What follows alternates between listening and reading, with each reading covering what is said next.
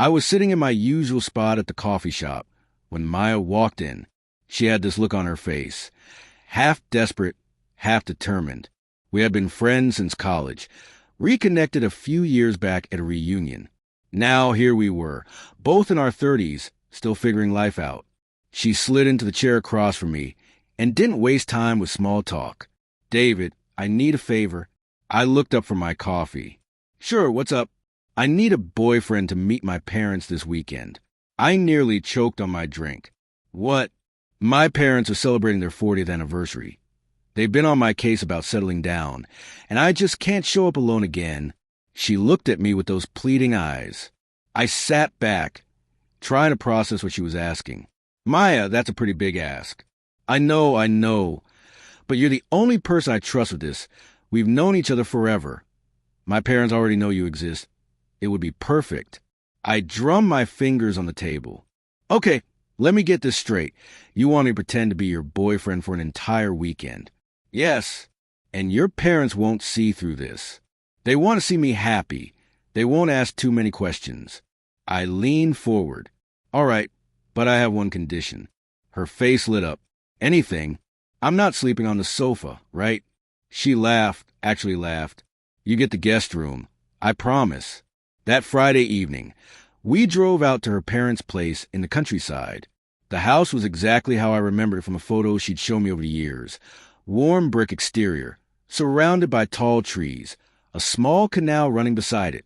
Her mother opened the door before we even knocked. "Maya, darling." She wrapped Maya in a tight hug, then turned to me.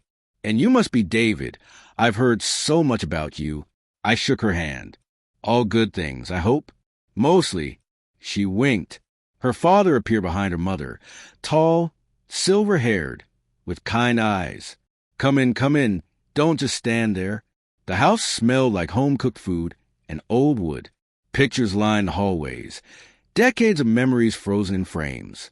Maya's childhood, family vacations, graduations. Her mother led us to the living room. "Dinner will be ready in an hour. You too must be tired from the drive." Maya showed me to the guest room upstairs. It was cozy with a view of the canal. "See, not the sofa." She smiled. "Your parents seem nice. They are just a bit much sometimes. They care about you." "I know." She paused at the door.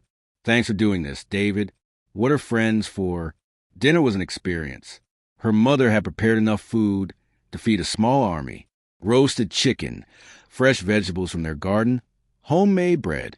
We sat around the old wooden table, and her father said grace. The conversation flowed easily at first. Work, weather, local news. Then her mother shifted gears.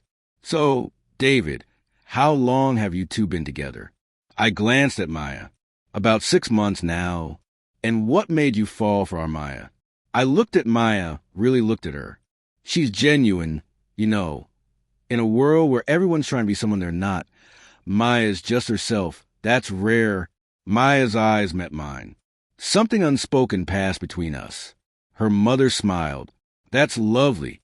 After dinner, we walked along the canal. The sun was setting, casting golden light through the trees.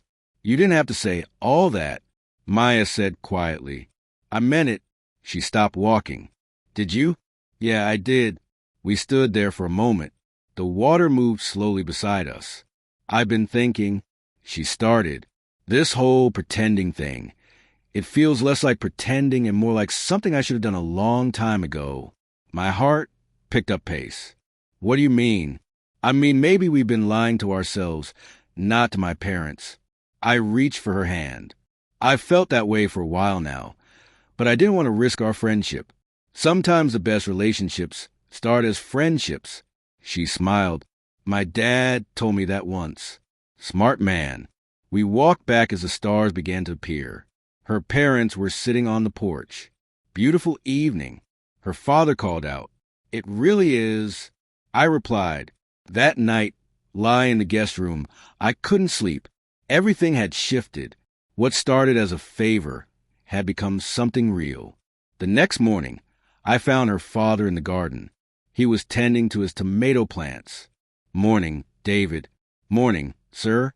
Please call me Robert." He stood up, wiping his hands on his jeans. You know, I've seen a lot of people come and go over the years. Maya brought a few boys home when she was younger. He paused. But I've never seen her look at anyone the way she looks at you. I didn't know what to say. She's special to me. Robert, I can tell. He put a hand on my shoulder. Life's too short for games. If you care about her, really care, don't let her slip away. I won't.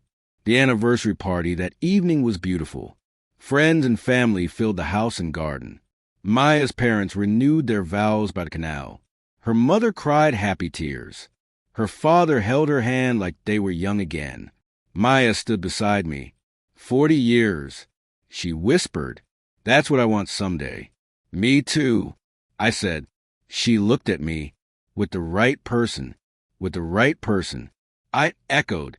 As the evening wore on, we found ourselves alone by the water again. Music drifted from the house. "Dance with me?" she said. We swayed slowly to the distant melody. "I don't want this weekend to end," she said softly. "It doesn't have to. The pretending ends. But this, us, that can be real." She pulled back to look at me. "You mean that?" "Every word." She kissed me then, soft and certain. When we pulled apart, she was smiling. "So what now?" "Now we stop pretending and start living." The drive home Sunday afternoon felt different. Everything had changed. We held hands across the console, made plans for the following weekend, talked about introducing this new version of us to our friends. "You know what's funny?" Maya said. "What?" I was so worried about pretending. But it turns out I wasn't pretending at all. Neither was I. Sometimes life gives you exactly what you need when you stop trying to force it. Sometimes the person you've been looking for has been right there all along. And sometimes a simple favor becomes the beginning of everything. Maya glanced over at me. "By the way, you never did sleep on that sofa." "Nope. But I have a feeling I'll be spending a lot more time at your place anyway." She laughed. That sound I'd been hearing for years, but suddenly meant so much more. We drove into the sunset. Two friends who finally stopped being afraid. Two people who took a chance on something real. And it all started with one simple question. I need a boyfriend to meet my parents this weekend. Sometimes the best stories begin with the smallest requests.